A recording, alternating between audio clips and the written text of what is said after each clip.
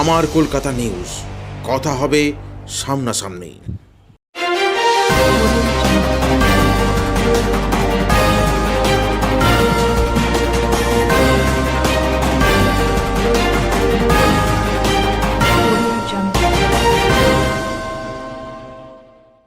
Garden রিচের বহুতল ভেঙে পড়ার ঘটনার রেশ কাটতে না কাটতেই আবারও একই ঘটনার সম্মুখীন হলেন বৈদ্যবাটির এলাকাবাসী। অনৈতিকভাবে গড়ে তোলা গার্ডেন রিচের বহুতল ভেঙে আহত নিহতদের চিত্রের ভয়াবহতার রেশ কাটতে না কাটতেই আবারও একই চিত্র উঠে আসে বৈদ্যবাটির এক পুরাতন বাড়ি আচমকায় ভেঙে পড়ার ঘটনায়। দেশের শাসন ব্যবস্থা ও উদাসীন শাসকের এই চিত্রই আজ উঠে আসছে। যে কোনো ভয়াবহ বা মর্মান্তিক ঘটনা ও তার থেকে সঞ্চারিত ত্রাস ও সক্রিয় প্রতিবাদ না উঠলে ঘুমন্ত সমাজ সংসার সর্বোপরি শাসকেরা যেন নড়েচড়ে বসে না। গার্ডেন রিচের বহুতল ভেঙে পড়ার রেশ কাটতে না কাটতেই দেখা গেল বৈদ্যবাটি চৌমাথায় জিটি রোডের ওপর এক বাড়ি আবারও একইভাবে ভেঙে পড়ল। স্থানীয় সূত্রে জানা যায়, বাড়িটি ভাঙার কাজ যখন চলছিল, তখন হঠাৎ করেই ভাঙতে শুরু করে বাড়িটি। নিমেষের মধ্যেই তার একাংশ ভেঙে বড় চাই, বালি ও অবশিষ্টাংশ রাস্তায় ছড়িয়ে পড়ে। ঘটনাস্থলেই কর্মরত অবস্থায় আহত দুজনকে নিকটবর্তী হাসপাতালে নিয়ে যাওয়া হয় প্রাথমিক চিকিৎসার জন্য। চাঞ্চল্য ছড়ালে ওই বাড়ির ঠিকাদারসহ 3 জনকে আটক করে শেওড়াফুলি ফাঁড়ির পুলিশ। বৈদ্যবাটি পুরসভার চেয়ারম্যান পিন্টু মাহাতো বলেন, ঘটনাস্থলের উক্ত বাড়িটিও যদি সরকারি নিয়ম ব্যতীত বা কোনো পরিকল্পনাবিহীন তৈরি হয়ে থাকে, তাহলে অবিলম্বে বাড়ির ঠিকাদারের বিরুদ্ধে আইনানুগ ব্যবস্থা নেওয়া হবে। বিভিন্ন এলাকার এইরূপ অতর্কিত ঘটনায় প্রমাণ করছে সাধারণ মানুষের প্রাণ ছেলেখেলার বিষয় হয়ে উঠেছে নিয়ন্ত্রক বা শাসক গোষ্ঠীর কাছে।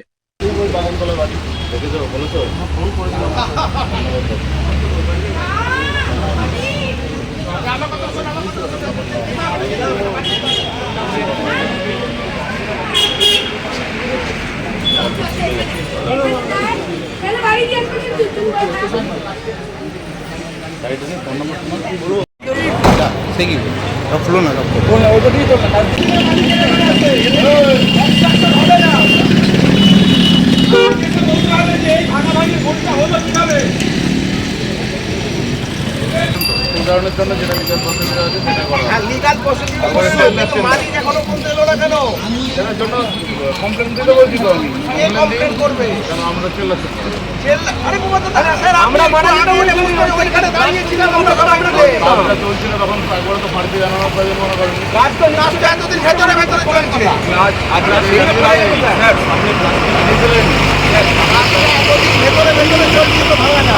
জানাবাটা পাচ্ছি না। ওনারা তো আজকে অ্যাক্সিডেন্ট ওনারা কি এত বড় এরকম তো করা হতোই না। একদম ভালো থাকে বলুন যে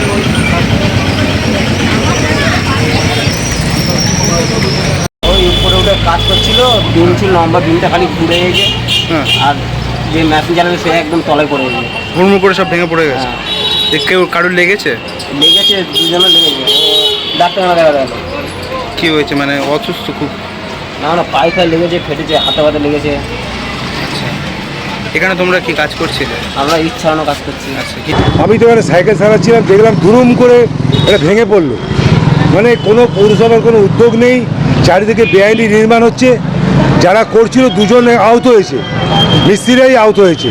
বলে কী করবো বলুন, আমরা তো চেষ্টা করছি ঠিক করে করার, কিন্তু এইভাবে যদি পৌরসভা এগুলো নজর না দেয় তাহলে যে কোনো দিন আরও বড় বিপদ ঘটতো। এক্ষুনি 2 জন মারা যেত।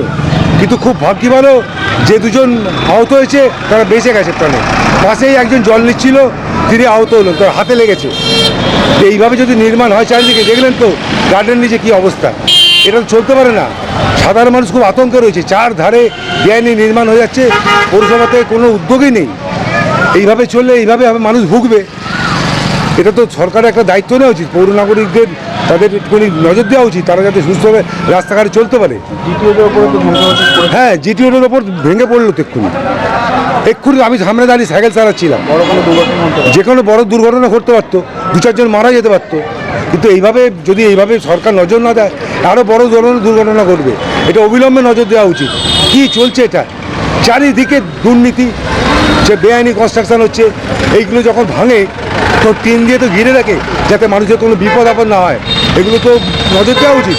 কনস্ট্রাকশন করলেই হলো, এ ব্যাপারে মানুষের সচেতন হওয়া উচিত, কিন্তু মানুষ সচেতন হয়ে কী করবে? যারা দায়িত্বে আছে, পৌর নাগরিক, পৌরসভার দায়িত্বে, তারা তো দেখবে এটা যাতে ঠিকভাবে মানে ভাঙাচোরা হয়, যাতে মানুষের কোনো বিপদ না ঘটে যায়, সেদিকে কোনো ভ্রুক্ষেপই নেই।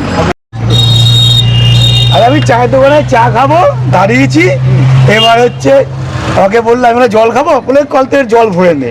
আমি যা নিচু হয়ে জল ভরছি, আর ভূমিকম্পের মতন আওয়াজ হলো, হুড়মুড় করে ধুমোর মতো সব পড়লো, আর একটা মোটা বিম ওইখান থেকে আমার দিকে এগিয়ে আসছে, সামনে একটা গাছ ছিল, ওই গাছটায় জাস্ট এরকমভাবে বাড়ি খেয়ে আমার পাশে পড়লো, আর গাছ ওই বিমটা চারিদিকে মানে কি বলবো তোমাকে, সে মানে লোহার শিকগুলো যেমন তাকিয়েছিল আমার মাথার, যে এইখানে পড়তো, এইখান থেকে বেরোতো।